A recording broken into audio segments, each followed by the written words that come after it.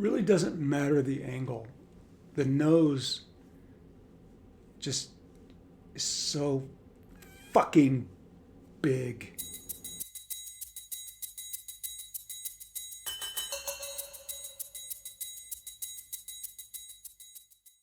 Mac Engel, Fort Worth Star Telegram, Engel Angle podcast. Thank you very much for joining me on this, mid-January. Is it too late to say Happy New Year's? Is it too late? I don't think it's too late. Happy New Year's. I hope you and your family have great New Year's. Before I get into my topic on this week's episode, I do want to pass something along. It's really exciting, and I'm really, really pumped about this. Not just for myself, but all of my good friends at the Sunset Lounge. We are now free. Free with a capital F, the good kind of F, capital free. All of the shows now on the Sunset Lounge are free. That includes Shippy and Groobs, great show. The Clubhouse with Rob, Alex, and Don. Obviously, the Engel Angle. Thank you. Beer 30 Sports O'Clock with Ziggy. And of course, now the Spanish language Al Maximo with my good friends Victor Viaba and Carlos Nava. The Sunset Lounge is now free. All you have to do is go to the free member button at the top of the membership page, and you can enjoy all of the shows, all of our content for free now. Visit patreon.com/SunsetLoungeDFW. That's patreon.com/SunsetLoungeDFW or patreon.com/YourDarkCompanion, our good friend, Mr. Mike Reiner. I wasn't going to necessarily talk about sports in this particular episode, but things change. Life comes at you fast, especially if you're the head coach of the Dallas Cowboys. Now, I don't know if you knew this or not, but the Dallas Cowboys need a new head coach, and I have made it very clear to all parties involved, I am not interested in being the head coach. I will, however, be their general manager. So I'm open to that. I don't want to be the head coach. I don't want the hours. The head coach of the Dallas Cowboys is the big room. The reason I say that is because when former Dallas Cowboys head coach Bill Parcells was considering taking the job of the Cowboys, which at the time was back in 2002, 2001, which seemed asinine that a guy like Bill Parcells would work for Jerry Jones, he was interested in the job for one reason. Two reasons. Well, three reasons. One, he wanted the money. Bill loved money. He wanted to coach again, and it was the Dallas Cowboys. Now, at the time, Bill Parcells had won Super Bowls with the New York Giants. He'd been in New York. He coached the New York Jets to an NFC champion or AFC championship game. He had coached the New England Patriots to the Super Bowl, where they ultimately lost to the Green Bay Packers. But he wanted to coach the Cowboys because in his mind, it was no different than the performer who played Vegas. He wanted to play the big room. Ultimately, the Dallas Cowboys are still the big room, which is why I'm going to disagree with somebody that normally I don't disagree with, and that is former Dallas Cowboys quarterback Troy Aikman. I will take a bullet for Troy Aikman. Troy did a foreword for one of my books, and I will always be eternally grateful for his generosity of his time, not just there, but in other places too. I love Troy Aikman. I'm out of the closet, Troy Aikman lover. And after Jerry Jones recently announced that he and head coach Mike McCarthy couldn't come to an agreement on the specifics of potential contract extension, and now Mike McCarthy's a free agent. Obviously, the topic of conversation in the NFL is who will be the next head coach of the Dallas Cowboys, on which Troy Aikman opined during an ESPN Monday Night Football telecast before the Vikings and Rams playoff game. And Troy Aikman's position was, I don't think this is a coveted job because of Jerry. Now, he inferred that. He didn't say that necessarily by name, but he inferred that. And Troy's logic is hard to beat. Because from a football standpoint, the Cowboys come with a lot of challenges, and that challenge is namely Jerry Jones. He's the general manager, and that's not going to change. In fact, we could experience the end of the earth, and Jerry may still be in charge of the Dallas Cowboys as its general manager. And Troy's point is that as long as that's in place, then I don't know if this is a coveted job. And this is where I disagree, is because, as Bill Parcells said about the Cowboys, they're the big room. Now, to understand fully the Dallas Cowboys head coaching position, I'm going to offer up a little bit of a through line, beginning to end. The Dallas Cowboys started in 1960. That's when they started. Their first season was under then head coach Tom Landry in 1960. They didn't win a game that season. That's how great America's team was in its first year of football. They didn't even win a game. Tom Landry stayed there all the way through to 1988. He almost coached that team 30 years. That's unheard of. One coach coached the Dallas Cowboys from 1960 all the way through the 1988 season.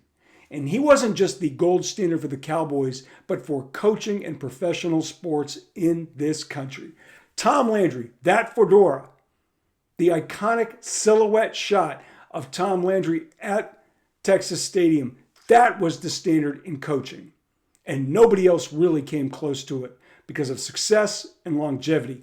The only guys who could potentially rival that were maybe Vince Lombardi with the Packers for obvious reasons, maybe Pat Riley with the Los Angeles Lakers. He obviously had a great run. Red Auerbach with the Boston Celtics. A really limited number of guys were in the same strata as Tom Landry. And then Jerry Jones bought the Dallas Cowboys in 1989. And he did something that he did not live down for decades when he fired God's coach. Now, I'm going to defend Jerry Jones on this move, not because he fired Tom Landry, but because the way he did it. He flew down, after he bought the team, he flew down and met Tom Landry face to face. And he said, I'm here and Jimmy's here with me, meaning Jimmy Johnson. He fired Tom Landry to his face. There's no right, peaceful way to do that kind of breakup other than face-to-face. And even though professional sports is all about macho and confrontation, all too often you see these kinds of breakups that are handled through an intermediary, back channels, through the media, something, not face-to-face.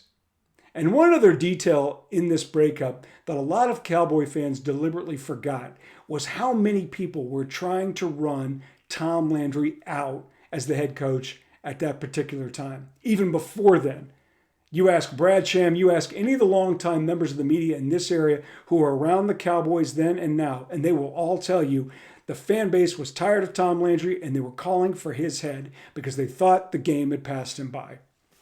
That's a common complaint against coaches who are losing and who have been there for a long time. You can ask Bill Belichick about this and his run in New England that ended 2 years ago. Game passed him by. He was too old. Nobody in the NFL wants him now, which is why he's the head coach at the University of North Carolina in Chapel Hill. So Jerry fires Tom Landry in 1989 and he hires Jimmy Johnson. Jimmy takes over and they have the kind of success that Tom Landry enjoyed in the 70s when the Cowboys became America's team. Multiple Super Bowl champions, and it was an utter dynasty. It was the University of Miami Hurricanes on an NFL field. Brash, big talking, White House, the best team in football, and everybody loved the Cowboys again. The problem became eventually the egos involved between Jimmy Johnson and Jerry Jones. Depending on who you believe, Jerry wanted the credit for the personnel decisions that Jimmy insists up to and including this day, he had the power to exercise. He had control over football decisions. And they couldn't agree on it. Now, given the amount of time that's passed, Jimmy Johnson has also come out and said since then, hey, look, I had the itch. I was probably going to leave anyways. Which is why at the time he was considering the Jacksonville Jaguars head coaching and general manager position, at which point the Dallas Cowboys and Jerry Jones said, hey, look, either commit to us or quit. Depending on who you believe, Jimmy Johnson quit. Jerry Jones will say to this day, I fired Jimmy's ass. He said that to me once. It was a good line. So he fired Jimmy. And his point at that time, which he famously said before the Super Bowl, I could fire one of 500 coaches who could walk to this team, take over and win a Super Bowl. And in order to prove that, he hired Barry Switzer.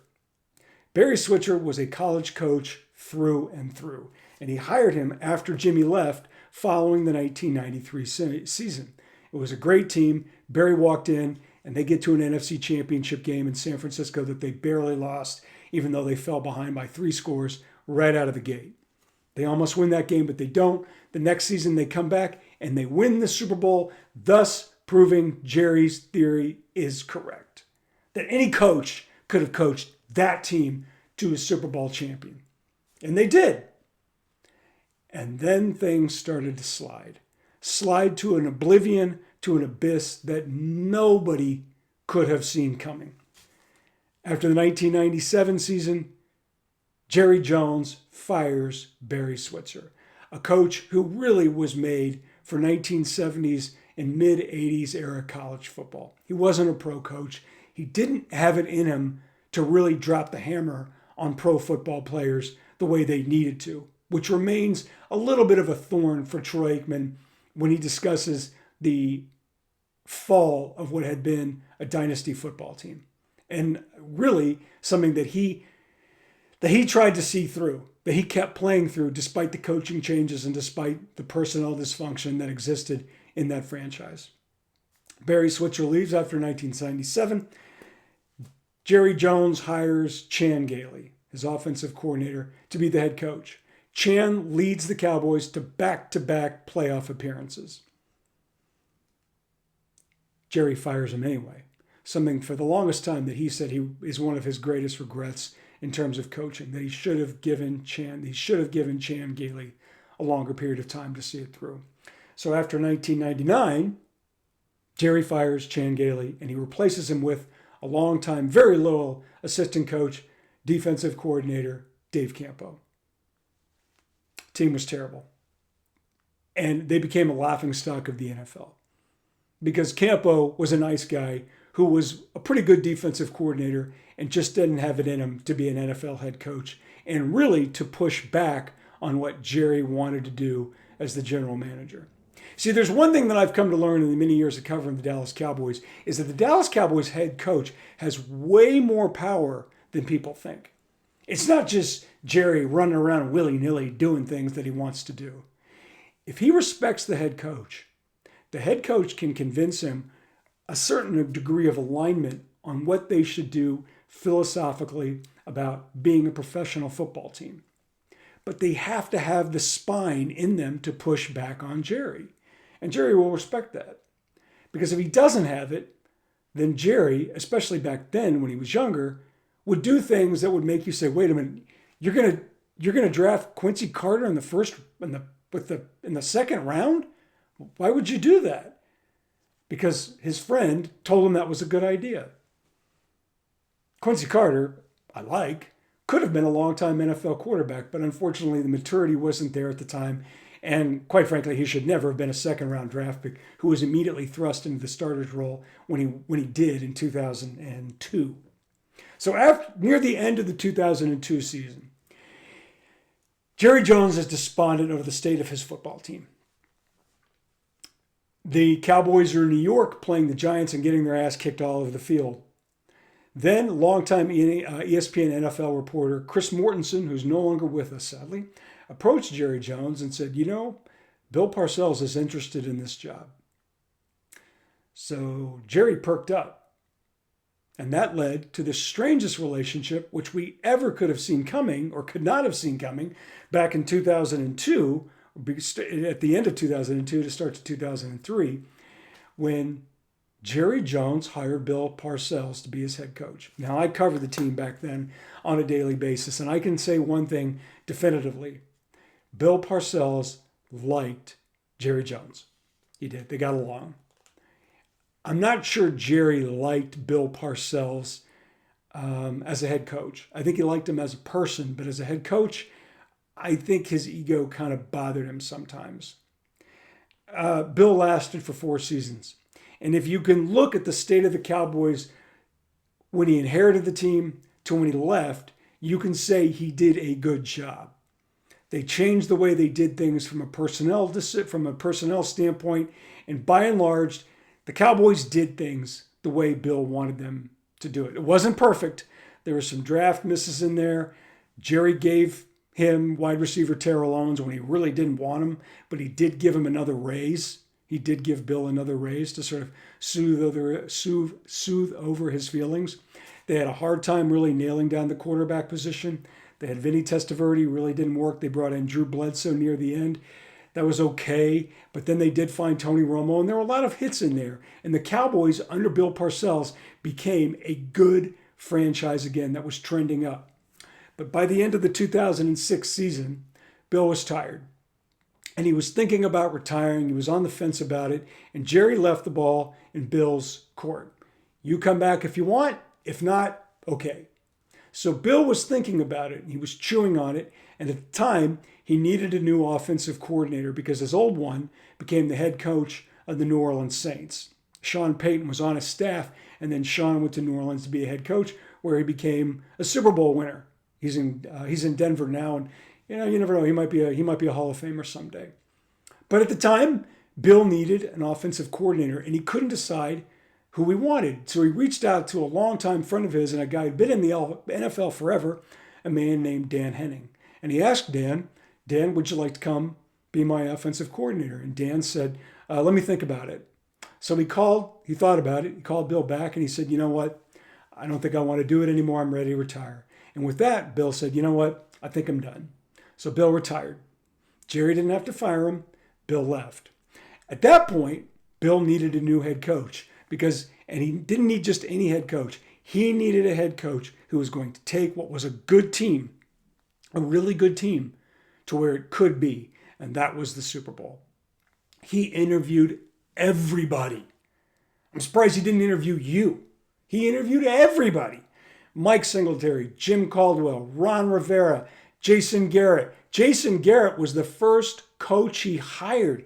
He hired Jason Garrett as the priority hire ahead of the head coach. Jason Garrett was the quarterback's coach under Nick Saban with the Miami Dolphins, and Jerry wanted him so bad, he made him the offensive coordinator, and whomever was going to be the head coach had to take the job knowing that Jason was going to be the offensive coordinator. And all of the writing said, not only is he going to be the offensive coordinator, he was going to be the head coach in waiting. So he interviews everybody. I mean everybody. And he eventually settles on San Diego Chargers defensive coordinator, Wade Phillips. Wade Phillips, I heard this through back channels, Bill Parcells called Wade Phillips the substitute teacher. And I thought about that for a while, and then I thought, yeah, that's pretty accurate. Wade is a very nice man. I covered him for a few years, and I would say this without any hesitation at all.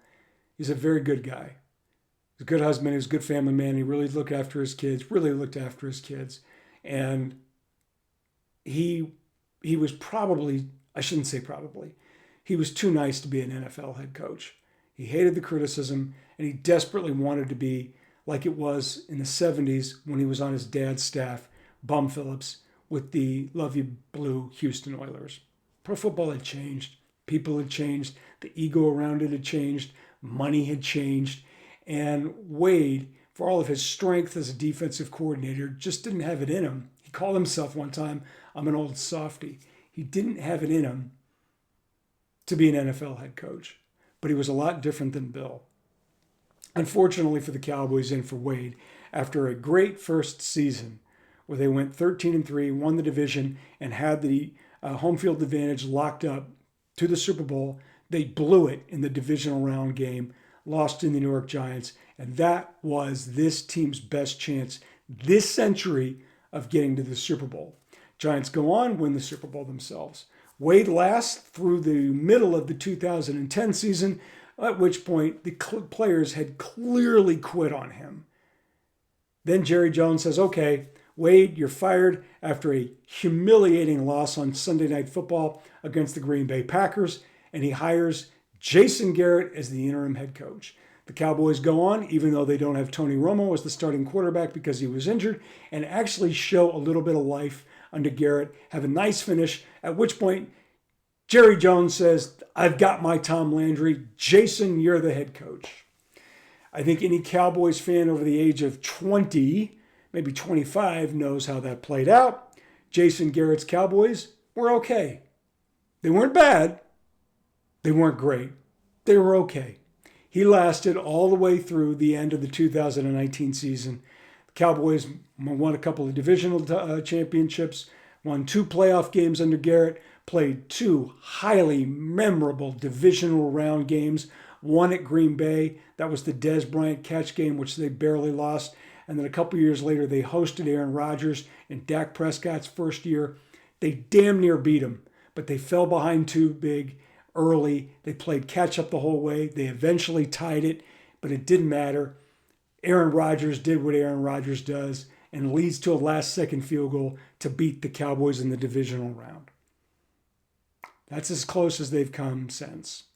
Until 2 years ago, the Cowboys made the divisional round again under Mike McCarthy, who was hired after the 2019 season with a 5-year contract. Mike McCarthy was hired to do what Jason Garrett couldn't quite do, and that was win in the postseason. 2021, 2022, 2023, the Cowboys finished 12-5 and make the playoffs in three straight years, and they get to the divisional round once. They lost in the wild card round to the San Francisco 49ers in 2021. 2022, they go out to Santa Clara to play the 49ers, played a great game, very exciting, had a shot at the end. Dak stunk. The offense couldn't move the ball, and they lost to the better team. And then 2 seasons ago, in 2023, they play the Green Bay Packers in the wild card game and get their asses handed to them at AT&T Stadium by a record blowout. This season, they weren't very good. Mike McCarthy coaches to the end. They finished 7-10, and now he agrees with Jerry Jones to disagree that the relationship is no longer tenable to be successful and to what they want, which leaves the Dallas Cowboys trying to find another head coach again and debating whether or not this is indeed a coveted job. It's a coveted job because it's still the big room.